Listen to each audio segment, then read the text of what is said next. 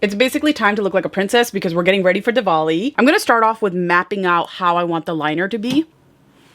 Yeah, I can't believe that it's literally Halloween and Diwali is on the same day. Like, October is such a crazy month for me every year, but this year it's been even crazier. Use your finger to clean up the shape. I'm gonna add this white base on top to fix the shape. It's the occasion to take out Pat McGrath. I need you guys to see this.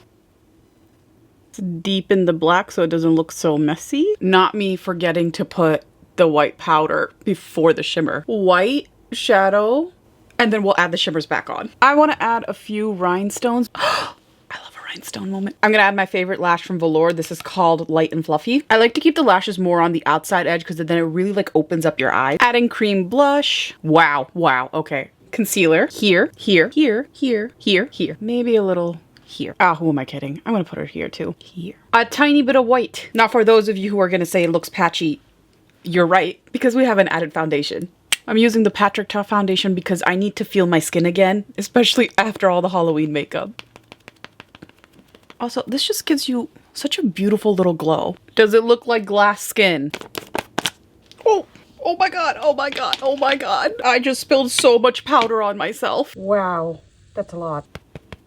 Lightly setting all over with the Makeup Forever powder. I remembered I have this glitter pen. Before I do that, I want to add some more blush. I'm adding the Dior pink one, and here too. Now I want to add the glitter pen. She needs highlighter. I'm using the Flower Nose Butterfly Color Collection to do some highlighter.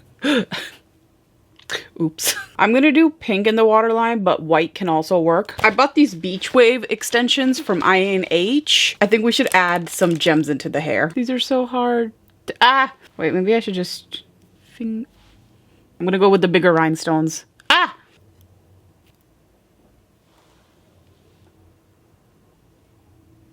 We need a bindi.